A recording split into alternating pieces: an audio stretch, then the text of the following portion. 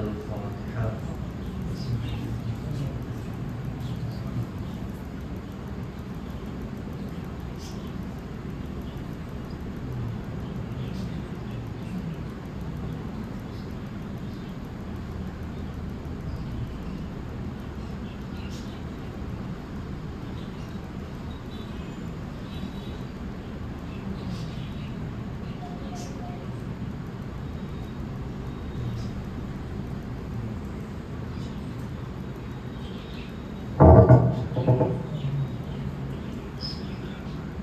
لا حول ولا قوة إلا بالله العلي العظيم. أعوذ بالله من الشيطان الرجيم. بسم الله الرحمن الرحيم. الحمد لله الذي لا يبلغ مدحته القائلون ولا يحصي نعمه العادون ولا يعدي حقه المجتهدون، الذي ليس لصفته حد محدود ولا نعت موجود ولا وقت معدود ولا أجل ممدود. فطر الخلائق بقدرته ونشر الرياح برحمته ومدد بالصخور ميدان أرضه. ثم الصلاة والسلام والتحية والإكرام مولانا ومولى الثقلين جد الحسن والحسين أبي القاسم محمد مصطفى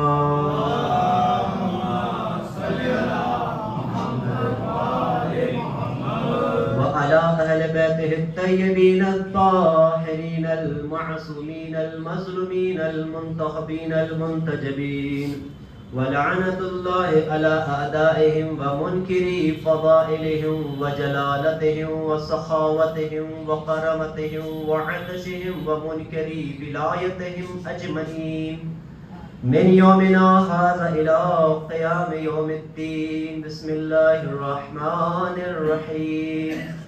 اللهم كن وليك الحجة ابن الحسن صلواتك عليه وعلى آبائه في هذه الساعة وفي كل ساعة وليا وحافظا وقائدا وناصرا ودليلا وعينا حتى تسكنه أرضك طوعا وتمتعه فيها طويلا.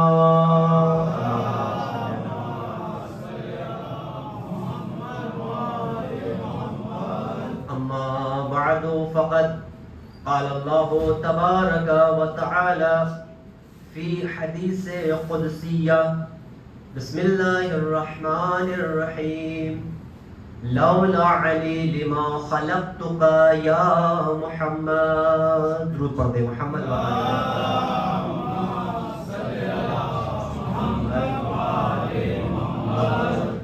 حاضرین فرش رضا، ماتمداران سرکار سید الشہداء،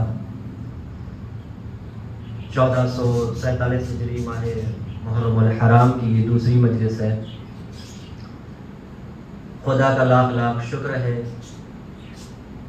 کہ پروردگار عالم نے ہم سب کو ایک مرتبہ پھر سے توفیق عنایت فرمائی کہ ہم فرش عذاب پر بیٹھنے کا شرف حاصل کر رہے ہیں. ہمیں ہمیشہ خدا کا شکر گزار رہنا چاہیے، اور جب بھی ہم فرش عذاب پر آئیں، مجلس سید الشہداء میں تشریف لے کر آئے، تو سب سے پہلے ہمیں خداوند عالم کا شکر گزار رہنا چاہیے کہ خداوند عالم نے ہمیں یہ توفیق دی ہے کہ ہم عزائے سید الشہداء میں جا کر شرکت حاصل کریں. بہت سے ایسے افراد ہیں کہ جنہیں فرش عزا میسر نہیں ہوتا ہے. بہت سے ایسے انسان ہیں کہ جو لوگ فرش عزا پر بیٹھ نہیں سکتے ہیں. اب کہے گا کوئی انسان یہ کہے مولانا صاحب کیوں نہیں بیٹھ سکتے؟ دیکھیے اس کی ایک وجہ ہے. اب کوئی انسان کہے کہ میں گھر میں بیٹھ کر مجلس سنوں گا، کیونکہ ایک زمانہ چل رہا ہے آن لائن زمانہ. لیکن کورونا تھا وہ الگ بات تھی، یہ کورونا کا زمانہ نہیں ہے.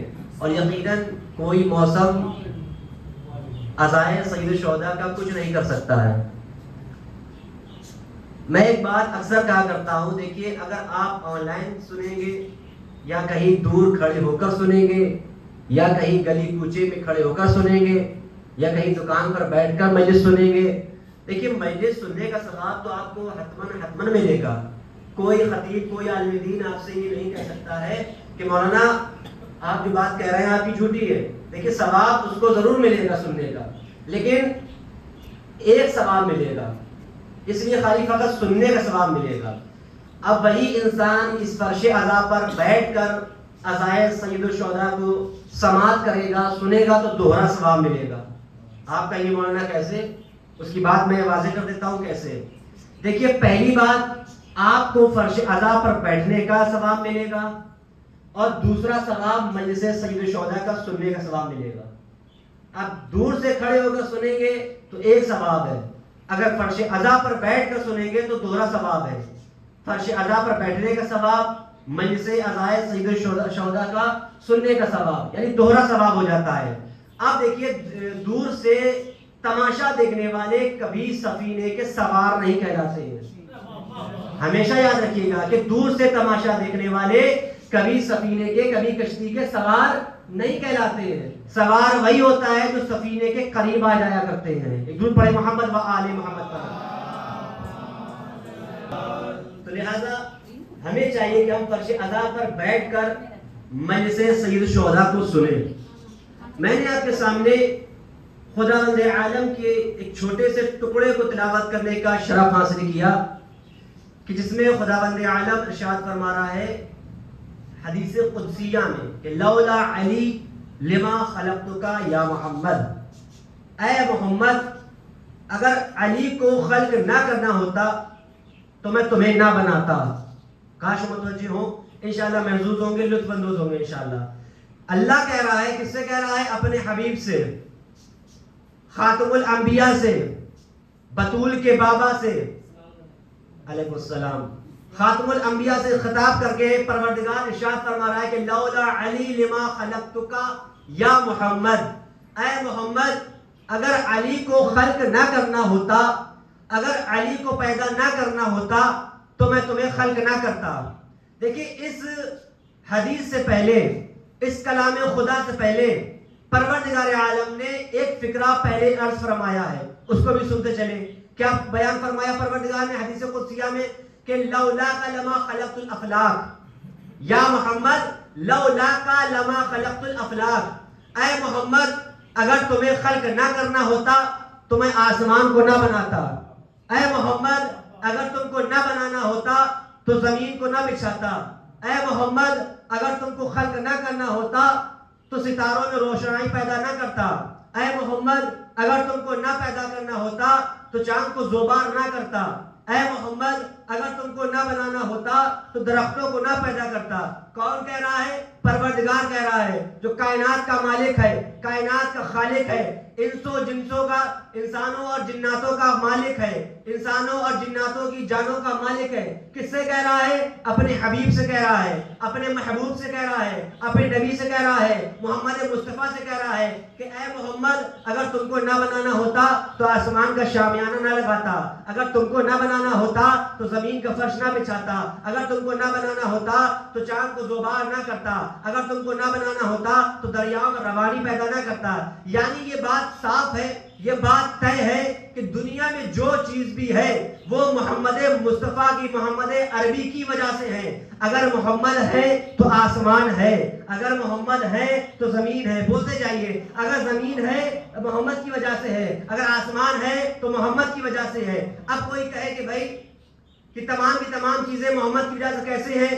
اس لیے کہ اللہ نے خود اعلان فرمایا ہے حدیث قدسیہ میں کہ یا محمد لولاک لما خلقت الافلاک, اے محمد اگر تمہیں خلق نہ کرنا ہوتا, اگر تمہیں بنانا نہ ہوتا تو میں افلاک کو نہ بناتا, میں آسمان کو نہ بناتا. اس لیے کہ آسمان ایک نہیں ہے بلکہ 7 آسمان ہیں, اسی طرح سے زمینیں ایک نہیں ہے بلکہ 7 زمینیں ہیں. اس لیے کہ اللہ نے یہ پیغام دیا ہے کہ ہم نے دنیا میں جو چیزیں بنائی ہے وہ محمد کی وجہ سے بنائی ہے. محمد کو پیدا کرنے کا مقصد یہ ہے جو اللہ دنیا میں نظام بنا رہا ہے, دنیا کو خلق کر رہا ہے, درخت بنا رہا ہے, آسمان بنا رہا ہے, لوح بنا رہا ہے, قلم بنا رہا ہے, سلسبیل بنا رہا ہے, حوروں غلمان کو بنا رہا ہے, جتنے بھی چیزیں پروردگار عالم خلق کر رہا ہے وہ محمد کی تخلیق کی وجہ سے پیدا کر رہا ہے. یعنی تمام کی تمام جو چیزیں دنیا میں آپ کو نظر آ رہی ہیں, تمام کی تمام چیزیں آپ جو دنیا میں دیکھ رہے ہیں وہ محتاج محمد عربی ہیں. کاش متوجہ ہو. وہ تمام کی تمام چیزیں دیکھیں, بولتے رہیے گا انشاءاللہ,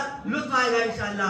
دیکھیں تمام کی تمام چیزیں جو دنیا میں آپ دیکھ رہے ہیں, آسمان دیکھ رہے ہیں وہ بھی محمد کا محتاج ہے, زمین دیکھ رہے ہیں وہ بھی محمد کا محتاج ہے, یہ بادل دیکھ رہے ہیں وہ بھی زمین کا محتاج ہے.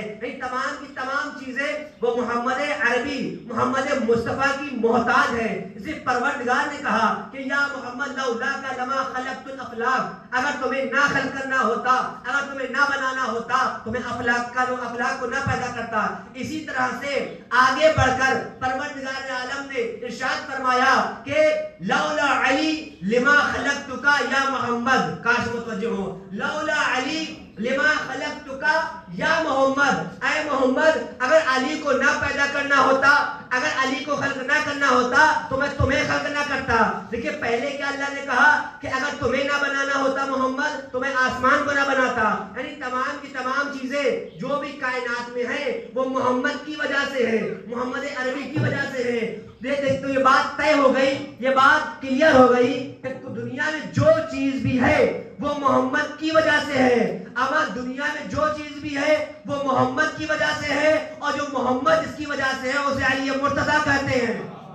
اللہ اکبر. دودھ بھیجے محمد و آل محمد, صلی علی محمد و آل محمد. یعنی دنیا میں جو چیز بھی ہے وہ محمد مصطفیٰ کی وجہ سے ہے, اور محمد اس کی وجہ سے ہے وہ علی مرتضیٰ کی وجہ سے. یہ میں اپنی طرف سے نہیں کہہ رہا ہوں, حدیث قدسی کو اٹھا کے دیکھیے جس میں پروردگار اہل بیت کا قصیدہ پڑھ رہا ہے. خالی ہم ہی فضائل اہل بیت نہیں پڑھتے ہیں, کاش متوجہ ہو. خالی ہم ہی علی کی فضیلت کو بیان نہیں کرتے ہیں بلکہ پروردگار بیان کر رہا ہے. حدیث قدسی میں کہہ رہا ہے کہ لولا محمد خلقتک افلاک, اگر محمد کو نہ بنانا ہوتا تو افلاک کو نہ پیدا کرتا. لولا علی لما خلقتک یا محمد, اگر علی کو نہ بنانا ہوتا تو میں محمد تمہیں نہ بناتا. اب جیسے ہی پروردگار یہ کہا کہ لولا علی لما خلقتک یا محمد, اے محمد اگر علی کو نہ بنانا ہوتا تو میں تمہیں خلق نہ کرتا. اب جیسے ہی علی نے دیکھا کہ بھائی میری وجہ سے محمد ہے. دیکھیے اس بات کو یاد رکھیے گا, دنیا میں جو چیز بھی اللہ نے پیدا کی ہے, جو چیز بھی ہے, چرند ہے, پرند ہے, جتنے بھی جاندار چیزیں, جتنی بھی چیزیں ہیں, رائے کے دانے کے برابر بھی جو چیز ہے, چاہے چیٹی ہو, چاہے جو بھی ذرہ ہو, وہ سب محمد کا صدقہ ہے. ہر چیز محمد کا صدقہ ہے. اس لیے کہ پروردگار عالم نے اہل بیت سے محبت کی تھی. دیکھیے پروردگار عالم نے, بات آ گئی تو اس کو بھی عرض کرتا چلوں, دیکھیے پروردگار عالم نے اہل بیت سے محبت کی. یہ میں نہیں کہہ رہا, آپ ہر شب جمعہ جب جمعرات آتی ہے تو آپ حدیث قصہ پڑھتے ہیں تو اس میں ایک فکرہ بیان کیا گیا ہے کہ پروردگار عالم نے اہل بیت سے محبت کی. اہل بیت کی محبت کی خاطر پروردگار عالم نے دنیا کو بنا ڈالا. اللہ اکبر. اہل بیت کی محبت کی خاطر پروردگار عالم نے دنیا کو بنا ڈالا, اس کائنات کو بنا ڈالا.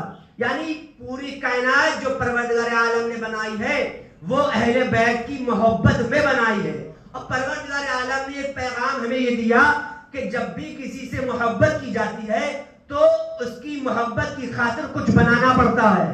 کاش متوجہ ہو, کاش متوجہ ہو. اس کی محبت کے لیے کچھ بنانا پڑتا ہے. یہ پروردگار بتا رہا ہے کہ اس کی ثبوت محبت کے لیے, دلیل محبت کے لیے کچھ بنانا پڑتا ہے. اس لیے جب پروردگار نے اہل بیت سے محبت کی تو اہل بیت کی محبت کی خاطر پروردگار نے آسمان بنا ڈالا, زمین بنا ڈالا, لوح بنا ڈالا, قلم بنا ڈالا, سلسبیل بنا ڈالی, حوریں بنا ڈالی, گلمان بنا ڈالے, قلم بنا ڈالا, لوح بنا ڈالا, کرسی بنا ڈالی, آسمان, تمام کی تمام پوری کائنات یہاں تک کہ پروردگار عالم نے اہل بیت کے صدقے میں بنا ڈالی. کیوں بھائی؟ اس لیے کہ پروردگار نے اہل بیت سے کی تھی محبت. اب بھیا ہم بھی اہل بیت سے محبت کرتے ہیں تو لہذا ہمارا بھی فریضہ ہی بنتا ہے کہ ہم بھی اہل بیت کی خاطر، اہل بیت کی محبت کی خاطر کچھ بنائیں. اللہ اکبر.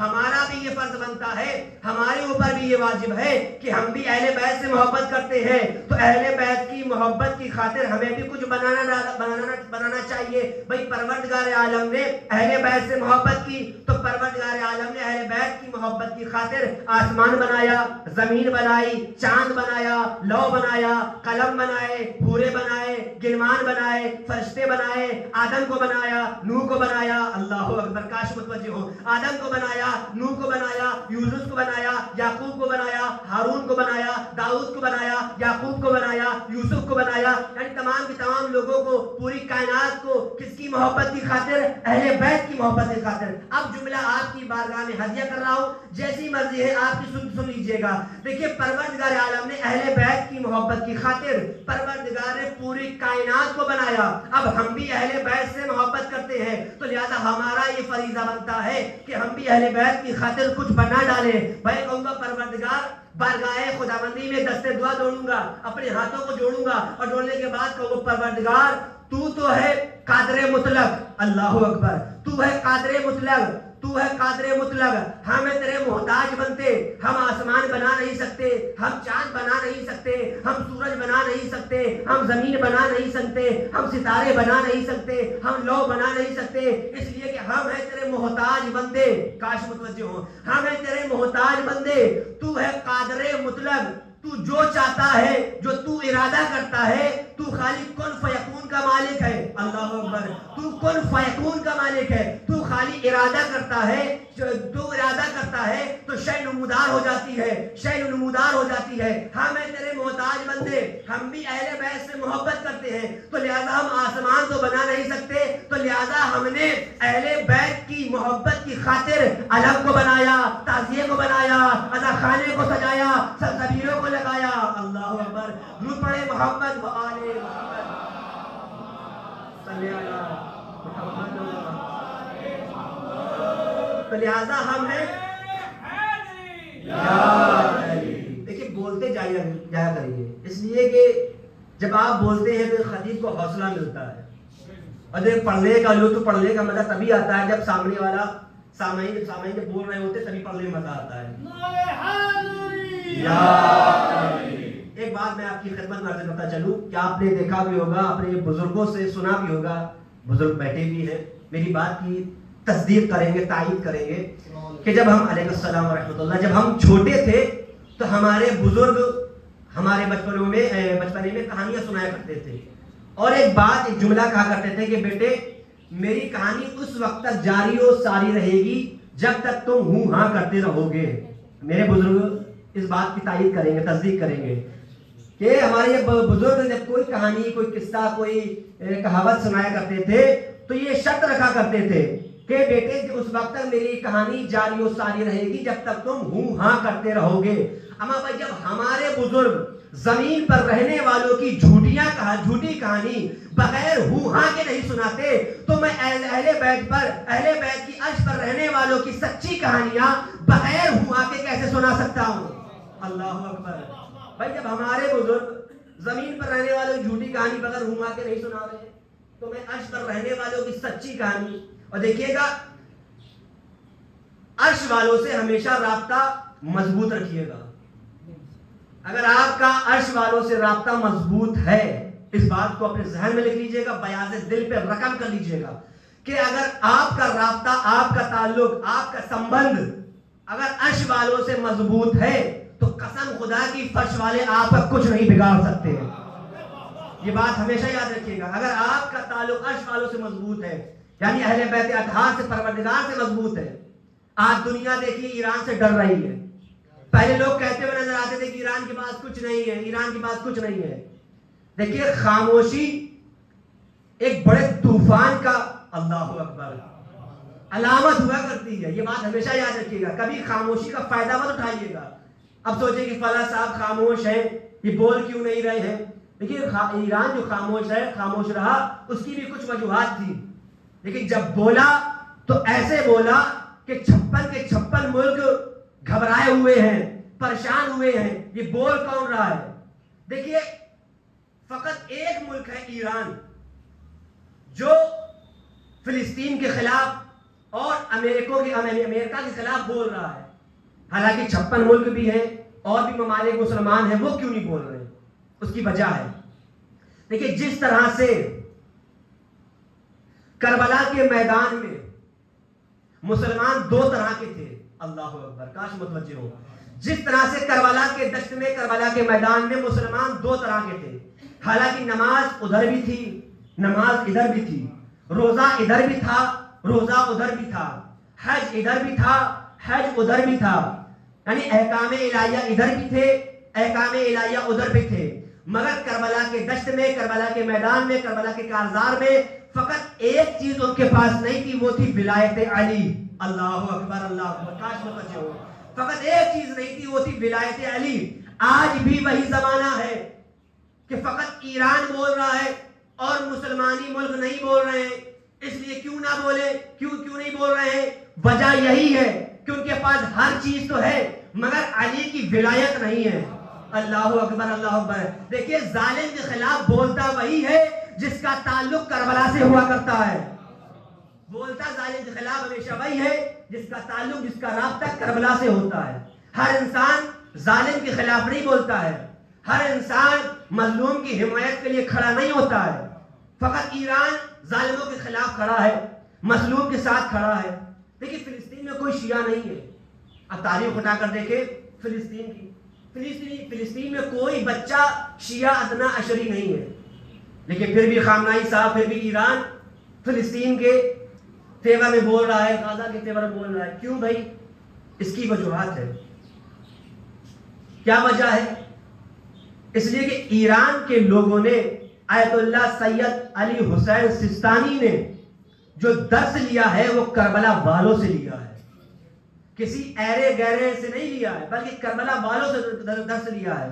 اور کربلا والے ہمیں یہ سکھاتے ہیں کہ ظلم کسی پر بھی ہو رہا ہو، ہمیں اس کی حمایت کے لیے بلند ہونا چاہیے، ہمیں اس کی حمایت کے لیے کھڑے ہونا چاہیے. یہ نہیں دیکھنا چاہیے کہ ہندو ہے کہ مسلمان ہے، شیعہ ہے کہ سنی ہے، بلکہ فقط یہ دیکھنا چاہیے کہ انسان ہے کہ نہیں ہے. یاد رکھیے گا ہمیشہ انسانیت کے لیے ہمیشہ انسان کو کھڑا ہونا چاہیے، حمایت کے لیے کھڑا ہونا چاہیے، مظلوم کی حمایت کرنی چاہیے، ظالم کی، اس کی پستی کی طرف اشارہ کرنا چاہیے، ظالم کے سامنے ہمیشہ ڈٹ کر کھڑے رہنا چاہیے. آج پوری دنیا دیکھ رہی ہے کہ فقط ایران جو ہے وہ فلسطین اور غزہ کے ساتھ ہے. 1979 میں جب امریکہ کا جو پورو راشٹرپتی تھا، اس کا نام میرے ذہن میں نہیں آ رہا ہے، 1979 تقریباً، تو اس نے اپنے لیکچر میں، اپنے بیان میں، اپنی تقریر میں ایک جملہ کہا تھا. کیا کہا تھا؟ کہ جب آیت اللہ خمینی صاحب نے ایران میں انقلاب لے کر آئے تھے 1979 کے قریب، تو اس وقت اس پورو راشٹرپتی نے امریکہ کے ایک جملہ کہا تھا کہ ہمارے فیور میں، ہمارے انڈر میں ہتھیار بھی تھا، ساری کی ساری چیزیں، ساری کی ساری طاقتیں ہمارے فیور میں تھیں، ہمارے اختیار میں تھی، مگر خدا فقط خمینی کے ساتھ تھا. اللہ اکبر، کاش متوجہ ہو. میں نے ابھی ایک جملہ عرض کیا تھا پہلے، کیا کہا تھا؟ کہ جن کا تعلق عرش والوں سے مضبوط ہوا کرتا ہے تو ان کا زمین والے ان کا کچھ بگاڑ نہیں سکتے ہیں. وہی خمینی صاحب کے ساتھ تھا 1979 کے دور میں، کہ ساری کی ساری حکومتیں، ساری کی ساری طاقت پورو راشٹرپتی امریکہ کے ساتھ تھی، مگر خدا فقط خمینی کے ساتھ تھا. کیوں بھائی؟ اس لیے کہ خمینی صاحب کے پاس جو اسلام تھا، جو دین تھا، وہ کربلا والوں کا تھا. تو لہذا ہمیں چاہیے کہ ہم بھی ایسے بنے کہ اگر کسی مظلوم کے اوپر ظلم ہو رہا ہو تو اس کی حمایت کے لیے ہمیں کھڑے ہونا چاہیے. یہ ہمیں درس کربلا دیتی ہے. میں نے آپ کی خدمت میں عرض کیا کہ لولا علی لما خلقتک یا محمد، اے علی، اے محمد، اگر علی کو خلق نہ کرنا ہوتا تو میں تمہیں خلق نہ کرتا. دیکھیے تاریخ لکھتی ہے، بہت ہی حسین و جمیل اور خوبصورت واقعہ ہے. شاید آپ نے پہلی مرتبہ پہلی مرتبہ سن رہے ہو یا سن رکھا ہو، اگر سن رکھا ہو تو اچھی بات ہے، اگر پہلی مرتبہ سن رہے ہو تو میرے مرحوم والدین کے حق میں مغفرت کی دعا کیجیے گا۔ باب مدینۃ العلم سے بھیگ لے کر اس واقعے کو میں آپ کی بارگاہ محبت میں ہدیہ کرتا ہوں۔ تاریخ میں ایک واقعہ رقم ہے، ایک واقعہ لکھا ہوا ہے کہ ایک یہودی تھا جو مولا کائنات سے محبت کرتا تھا۔ ابھی مولا کی زیارت سے مشرف نہیں ہوا ہے، ظاہری سے مولا کو دیکھا نہیں ہے، ظاہری اعتبار سے خالی دیکھا سنا ہے اس نے کہ ہاں نبی کا ایک وصی ہے، اللہ کا ولی ہے جس کا نام علی ہے، اسے سن رکھا ہے۔ ایک یہودی ہے، کسی راستے سے گزر رہا ہے اور ساتھ میں مولائے کائنات بھی ہے۔ اللہ اکبر۔ دیکھیے اس واقعے سے انشاءاللہ آپ کو لطف آئے گا۔ یہودی ہے اور اس کے ساتھ ساتھ مولا بھی چلے جا رہے ہیں۔ ابھی مولا سے واقف نہیں ہے کہ ہاں یہ میرے ساتھ چل رہی ہے، علی مرتضیٰ ہے، ساتھ چلے جا رہے ہیں۔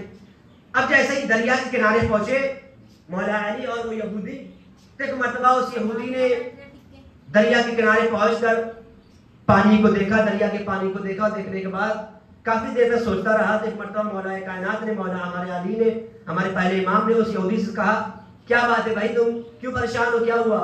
تو ایک مرتبہ وہ یہودی کہتا ہے کہ بھائی میرا ارادہ یہ ہے کہ اس جگہ سے اس جگہ پر جانے کا ارادہ ہے، میں ادھر سے وہاں جانا چاہتا ہوں۔ تو ایک مرتبہ اس نے کہا، تو مولا نے کہا ٹھیک ہے چلتے ہیں وہاں پر۔ تو ایک مرتبہ وہ یہودی کہتا ہے کہ بھائی کیسے جائیں گے، نہ پل ہے، نہ کوئی کشتی ہے، نہ کوئی سامان ہے، ہم کیسے اس پار چلے جائیں گے؟ تو ایک مرتبہ مولا نے کہا کہ ہاں یہ بات تو سچ ہے، نہ کشتی ہے، نہ پل ہے، نہ کوئی ایسا سامان ہے کہ ہم دریا کو پار کر کے اس پار پہنچ سکیں۔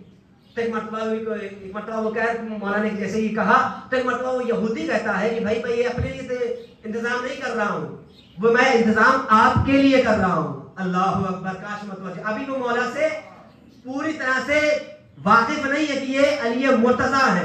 اب جیسے ہی اس نے یہ کہا کہ بھائی میں اپنے لیے انتظام نہیں کر رہا ہوں، میں اپنے لیے انتظام ان چیزوں کا انتظام نہیں کر رہا ہوں، میں آپ کے لیے کر رہا ہوں۔ تو ایک مرتبہ مولا کائنات نے اس یہودی سے کہا کہ بھئی تجھے کیوں ضرورت نہیں ہے؟ تو ایک مرتبہ وہ یہودی کہتا ہے کہ میرے پاس ایک ایسا علم ہے کہ جس علم کو پڑھنے کے بعد میں اس دریا سے اس پار سے اس پار پہنچ جاؤں گا۔ تو ایک مرتبہ مولا نے کہا ٹھیک ہے تو چلا جا، تیرے پاس اگر علم ہے۔ ابھی وہ مولا سے واقف نہیں، اس بات کو اپنے ذہن میں رکھیے گا، انشاءاللہ تبھی واقعے کا لطف آئے گا۔ ابھی وہ مولا سے واقف نہیں کہ یہ علی مرتضیٰ ہے۔ تو ایک مرتبہ مولا نے کہا کہ بھائی ٹھیک ہے، اگر تیرے پاس علم ہے، اگر تو عالم ہے، علم ہے، تو اپنے علم کا استعمال کر اور اس دریا کے کنارے سے اس کنارے پر پہنچ جا۔ تو ایک مرتبہ وہ یہودی کہتا ہے ٹھیک ہے بھائی میں بہت معذرت خواہ ہوں، بہت مجھے ضرورت ہے، بہت مجھے جلدی ہے، مجھے جانا پڑے گا۔ تو ایک مرتبہ وہ یہودی نے وہ دریا کے قریب آیا اور قریب آنے کے بعد ایک مرتبہ پانی پر دیکھا۔ تاریخ لکھتی ہے کہ کچھ دیر تک وہ پانی کو دیکھتا رہا۔ دیکھنے کے بعد اس نے اپنے زبان کو جنبش دی، اس نے کچھ پڑھا اور پڑھنے کے بعد دریا میں راستہ ایسے بننے لگا کہ جس طرح سے جناب موسیٰ کے لیے دریا میں راستہ بنا تھا۔ اللہ اکبر۔ اس انداز سے، اس طرح سے دریا میں راستہ بننے لگا کہ جس طرح سے حضرت موسیٰ کے لیے دریائے نیل میں راستہ بننے لگا تھا۔ اب وہ یہ دریا کے پار کر کے اس پار پہنچا۔ پہنچنے کے بعد ایک مرتبہ وہ جیسے ہی پہنچتا ہے تو ایک مرتبہ مولا سے مخاطب ہوتا ہے، مولا ہے اس پار اور وہ یہودی ہے اس پار۔ ابھی وہ مولا سے واقف نہیں، حقیقی معنوں میں، لیکن اسے سن رکھا ہے کہ کوئی علی ہے جو نبی کا وصی ہے، اللہ کا ولی ہے، اس کا نام علی ہے، اسے سن رکھا ہے۔ تو ایک مرتبہ وہاں سے امام کی طرف مخاطب ہوا اور امام کو مخاطب کرنے کے بعد ایک جملہ کہتا ہے امام سے، ہمارے مولا سے کہتا ہے کہ اے بھائی کاش تیرے پاس وہ علم ہوتا جو علم میرے پاس ہے، تو بھی اس علم کا استعمال کر کے دریا کے پار کر کے میرے پاس آ جاتا۔ اب جیسے ہی سننا تھا تو ایک مرتبہ مولا نے کہا ٹھہر ذرا۔ اللہ اکبر، کاش متوجہ ہوں۔ جیسے ہی مولا نے یہ کہا کہ ٹھہر ذرا تو ایک مرتبہ مولا نے کچھ پڑھا نہیں، کاش متوجہ ہو، مولا نے کچھ پڑھا نہیں، فقط مولا دریا کے قریب آئے، ساحل کے کنارے آئے، ساحل کے کنارے آنے کے بعد مولا نے دریا میں راستہ نہیں بنایا، اس لیے کہ دریا میں راستہ بنانے کا کام حضرت موسیٰ کا تھا۔ اللہ اکبر اللہ اکبر. دریا میں راستہ بنانے کا کام حضرت موسیٰ کا تھا. مولا نے دریا میں راستہ نہیں بنایا بلکہ مولا دریا پر خود چل کر جا رہے ہیں. اللہ اکبر. مولا دریا پر خود چل کر جا رہے ہیں. اب جیسے ہی اس یہودی نے دیکھا کہ وہ شخص پانی پر ایسے چل رہا ہے جیسے وہ زمین پر چل رہا ہو. اللہ اکبر. دریا پر ایسے چل رہا ہے, اس انداز سے چل رہا ہے کہ جس طرح سے وہ زمین پر چل رہا ہو. اب مولا دریا پار کر کے اس کے قریب پہنچے. اب وہ یہودی حیرت زدہ ہے کہ بھائی کیا بات ہے, یہ دریا پر اس انداز سے چل رہے تھے, اس طریقے سے چل رہے تھے کہ جس طرح سے لوگ زمین پر چلا کرتے ہیں. تو ایک مرتبہ اس یہودی وہ حیرت زدہ ہوتا ہے تو کہتا ہے کہ بھائی تیرے پاس کون سا علم ہے؟ ایوب جانتا نہیں کہ یہ علی مرتضیٰ ہے, تیرے پاس کون سا علم ہے؟ تو میرے مولا نے کہا کہ پہلے تو بتا کہ تیرے پاس کون سا علم ہے کہ جس علم کا استعمال کر کے تو نے دریا میں راستہ بنایا اور تو نے دریا کو کراس کر لیا, دریا کو پار کر لیا. کہ مرتبہ وہ یہودی کہتا ہے کہ بھائی میرے پاس کوئی علم نہیں ہے. اللہ اکبر. اب متوجہ ہوئیے کہ جملہ آ رہا ہے. کوئی بھی خاموش نہیں بیٹھے کہ جس کے دل میں علی کی ولایت ہے تو یقیناً خاموش کوئی نہیں بیٹھے گا. اب وہ کہتا ہے یہودی کہ بھائی میرے پاس کوئی علم نہیں ہے. تو مولانا نے کہا کہ بھائی تو پھر کیا ہے, تو نے دریا میں کیسے راستہ بنایا؟ جب تیرے پاس کوئی علم نہیں ہے تو تو نے دریا میں راستہ کیسے بنا ڈالا؟ تو ایک مرتبہ وہ یہودی کہتا ہے کہ بھائی میں نے سنا ہے. ابھی وہ مولا سے نہیں بیان, پہلے مولا سے بیان نہیں کیا کہ آپ علی ہیں. تو دوسرے یہودی نے کہا کہ بھائی میں نے سنا ہے کہ زمانے میں اس دنیا میں ایک اللہ کا نبی ہے, اس کا ایک وسیع ہے, اس کا نام علی ہے. اللہ اکبر. کاش متوجہ ہو. اس زمانے میں ایک نبی ہے, اس کا نام محمد ہے, اس کا ایک وسیع ہے, اس کا نام علی ہے. فقط میں نے اس نبی محمد مصطفیٰ کے وسیع کا نام فقط اپنی زبان پر جاری کیا جب میں دریا کے قریب پہنچا, اور قریب پہنچنے کے بعد کافی دیر تک دریا کے پانی کو دیکھتا رہا, اور دیکھنے کے بعد اپنی زبان کو جنبش دی. جنبش دینے کے بعد فقط ایک لفظ کہا, یا علی. اللہ اکبر اللہ اکبر. کاش متوجہ ہو. فقط اپنی زبان سے ایک جملہ کہا, یا علی.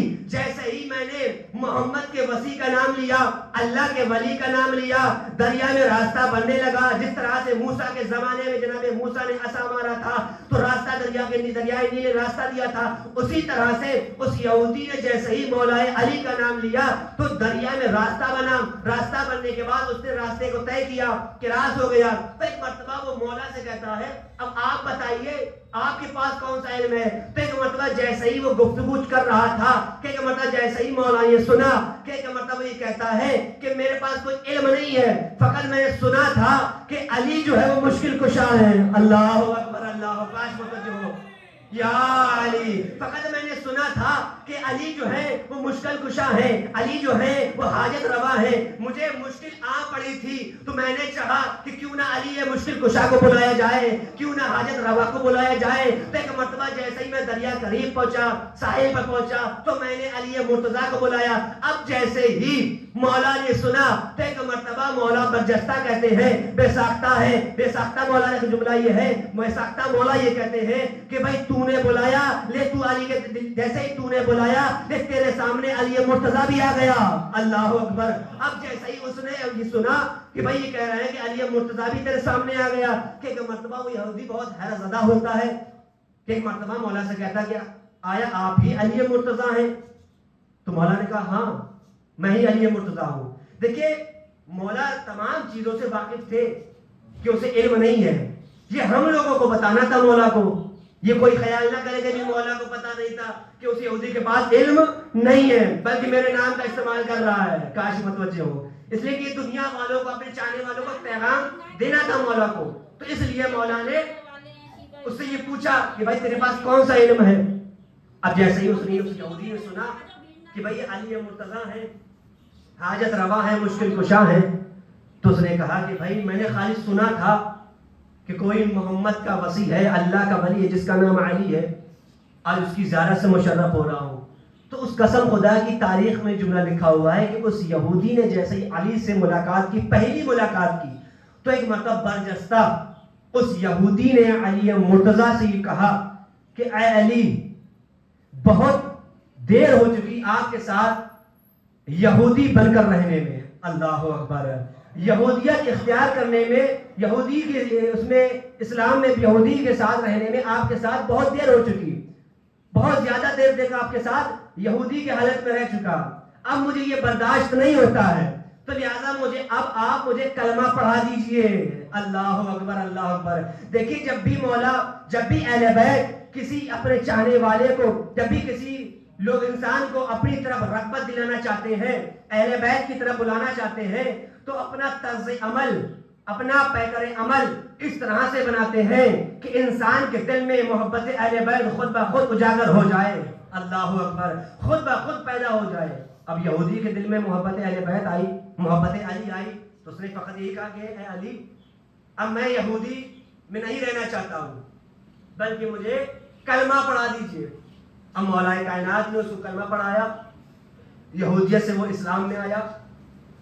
خالی وہ مسلمان نہیں بنا، بلکہ وہ ڈائریکٹ مومن بن گیا۔ اللہ اکبر، فقط وہ مسلمان نہیں بنا ہے بلکہ وہ مومن بن گیا ہے۔ دیکھیے فقط نام علی کا کتنا اثر ہے کہ اس نے فقط نام علی لیا تو دریا نے راستہ بنا دیا۔ قسم خدا کی اسی نام علی کی محبت ہم اپنے دلوں میں رکھتے ہیں۔ اللہ اکبر۔ تو لہذا ہمارے دلوں میں ایسے خیال نہ آنا چاہیے کہ جو مولا کو ناگوار گزرے، مولا کے لیے ناقابل قبول ہو، اس لیے کہ ہمارے دل میں علی کی محبت ہے۔ درود بھیجے محمد و آل محمد۔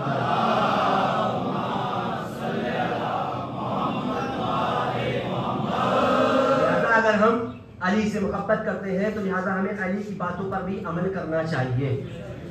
یہ ماہ محرم جو ہے ایک پیغام کا ذریعہ ہے، یہیں سے انسان کے صحیح ہونے کا ایک ذریعہ بنتا ہے۔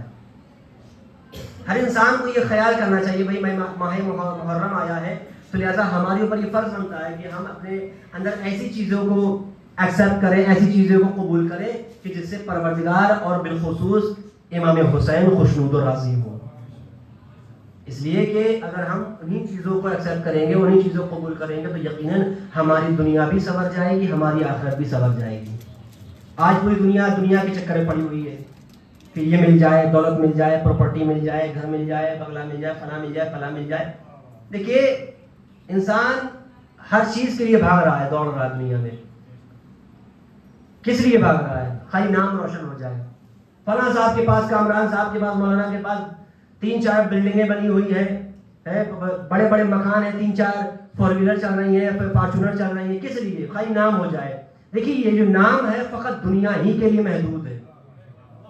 اگر آپ چاہتے ہیں کہ آپ کے مرنے کے بعد بھی آپ کا نام زندہ رہے تو یقیناً اہل بیت کے لیے کام کیجئے، دنیا کے لیے کام نہ کیجئے۔ کاش متوجہ ہو، اگر آپ یہ چاہتے ہیں کہ ہم مر بھی جائیں تب بھی ہمارا نام زندہ رہے۔ آج کربلا والوں کو کیوں یاد کیا جا رہا ہے؟ حبیب بن مظاہر کو کیوں لوگ یاد کر رہے ہیں؟ حضرت حر کو کیوں یاد کر رہے ہیں؟ کیوں؟ اس لیے کہ انہی نے امام حسین کی راہ میں قربانی کو پیش کیا۔ حبیب بن مظاہر جو بچپن کے دوست تھے، انہوں نے اپنے دوست کے وعدے کو پورا کیا، جبکہ مولا نے دوسری زندگی عطا عنایت فرمائی تھی حبیب بن مظاہر کو۔ انشاءاللہ کبھی موقع ملے گا تو آپ کی خبر وہ واقعہ بیان کروں گا کہ کیا وجہ تھی حبیب بن مظاہر کو، پر پروردگار عالم نے امام حسین کے صدقے میں حبیب کو دوسری زندگی دی تھی۔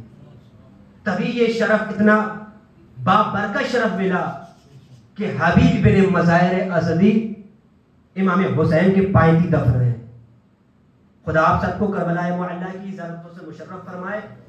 یقیناً جب آپ جائیں تو ایک عجیب سی کیفیت ہوتی ہے کربلا میں، اس لیے کہ وہ اصل کربلا ہے جہاں پر تمام کے تمام واقعہ نمودار ہوئے، کہ جہاں پر زہرا کا چمن لوٹ لیا گیا، کہ جہاں پر زہرا کا بھرا گھر اجڑ گیا۔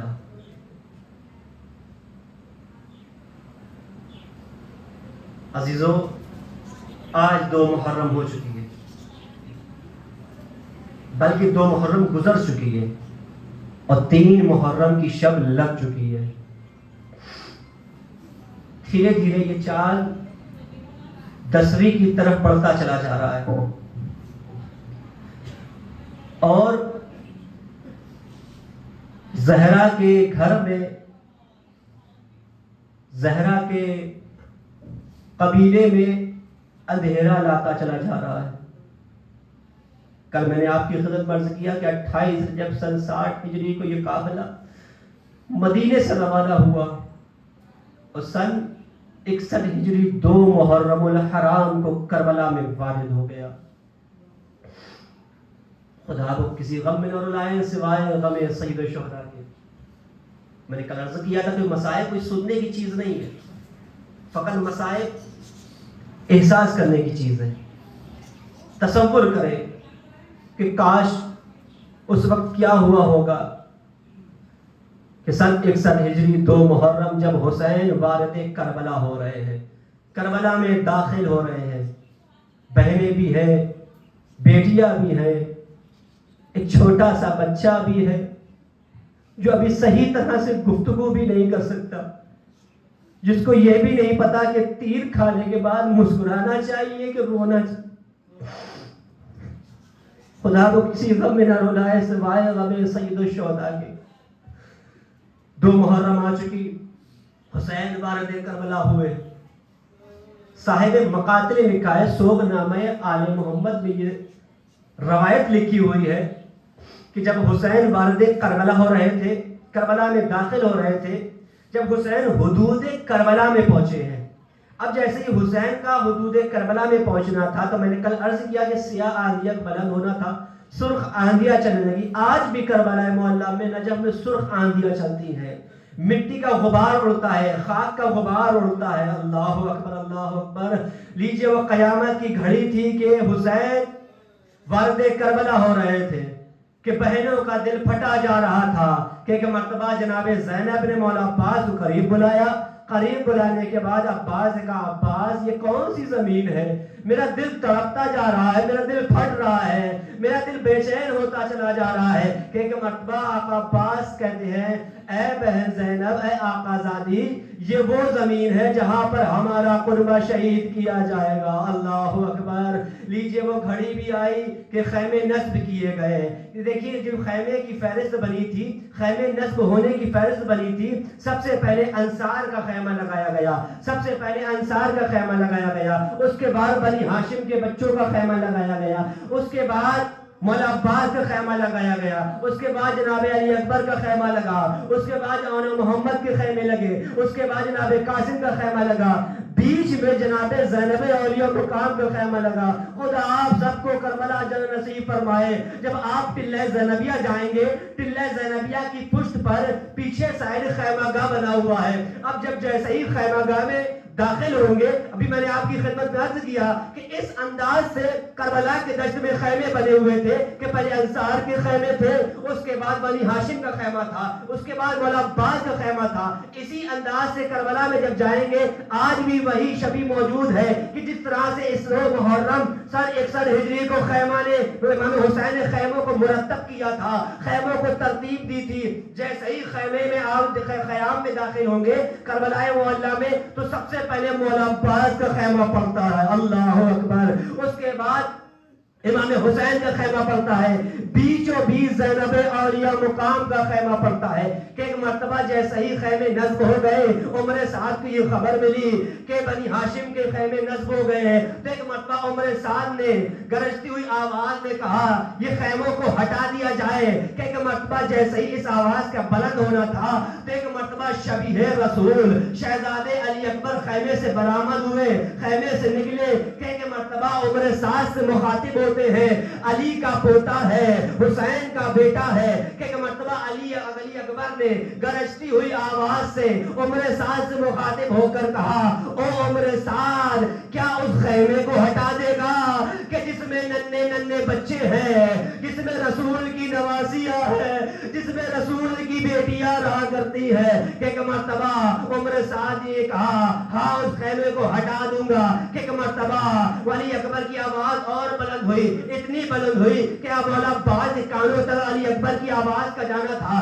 علی اکبر خیمے سے برآمد ہوئے، کہا اے میرے بیٹے جوان، اے میرے بیٹے علی اکبر، کیا بات ہے؟ ہے؟ اے میرے بھتیجے علی اکبر کیا بات ہے، اپنی آواز کو کیوں بلند کیا؟ کہ ایک مرتبہ مولا عباس نے جیسے یہ کہا تو علی اکبر نے کہا اے چچا عباس، یہ عمر سعد کہتا ہے کہ خیموں کو ہٹا لیا جائے، خیموں کو کہیں اور نصب کیا جائے۔ تو ایک مرتبہ جیسے ہی عباس نے کہا کہ عباس کو جلال آ گیا کہ نیام سے تلوار کو نکالا، کہ ایک مرتبہ جیسے ہی تلوار کو نکالنا تھا، خط کھینچا، خط کھینچنے کے بعد عمر سعد سے کہا آخری فکر ہے، اس کے بعد رحمت تمام ہے، کہ ایک مرتبہ خط کھینچا، خط کھینچنے کے بعد عمر سعد سے مخاطب ہوئے، مخاطب ہونے کے بعد عباس دلاور نے کہا اے عمر سعد تجھے جتنی فوج بلانا ہے بلا لے، مگر حسین کے خیمے یہی نصب ہوں گے، کہیں ہٹیں گے نہیں۔ کہ ایک مرتبہ جیسے ہی حسین نے یہ دیکھا کہ عباس جلال میں آ گئے ہیں، کہ ایک مرتبہ زینب سے کہا زینب ذرا فضت سے کہہ کر عباس کو بلاؤ، کہیں ایسا نہ ہو عاشور سے پہلے عاشور برپا ہو جائے۔ میں کہوں گا اے آقا عباس کاش آپ 10 محرم کو بھی ہوتے، عصر عاشور کو بھی ہوتے، کہ جب حسین یکوتنا ہے کوئی مدد کرنے کے لیے نہیں ہے، حسین آواز بلند کر رہے ہیں حل من ناصر ینصرنا حل من مغیث یغیثنا۔ انا للہ و انا الیہ راجعون۔ رضم بقضائہ و تسلیما لامرہ۔ پروردگارہ تجھے واسطہ ہے محمد و آل محمد کا ہماری اس مختصر سے عبادت کو قبول فرما۔ پروردگار تجھے واسطہ ہے محمد و آل محمد کا ہماری تمام دلی حاجات کو قبول فرما۔ پروردگار تجھے واسطہ ہے امام مظلوم کا، اور بالخصوص تجھے واسطہ ہے اس ننھے شہزادے علی اصغر کا کہ جس سے یہ بھی نہیں معلوم تھا کہ تیر کھانے کے بعد مسکرانا چاہیے کہ رونا چاہیے۔ پروردگار جو لوگ بھی بے اولاد ہیں ان سب کو شہزادے علی اصغر کے صدقے میں اولاد نرینہ عطا فرما۔ پروردگار تجھے واسطہ ہے محمد و آل محمد کا ہماری تمام مشاکلوں کو، ہماری تمام پریشانیوں کو دور فرما۔ پروردگار تجھے واسطہ ہے محمد و آل محمد کا ہم سب کو اہل بیت کے نقش قدم پر چلنے کی توفیق عطا فرما۔ پروردگار ہمارے دلوں سے بغض و عناد، حسد جیسی بیماریوں کو دور فرما۔ پروردگار سب سے اہم دعا یہ ہے کہ حقیقی وارث منتقم خون امام زمانہ عجل اللہ تعالی فرجہ شریف کے ظہور میں تعجیل فرما، اور ہم سب کو اس قابل بنا کہ امام کے ظہور میں ان کے آوان و انصار میں شمار ہو سکے۔ ربنا تقبل منا انک انت السمیع العلیم۔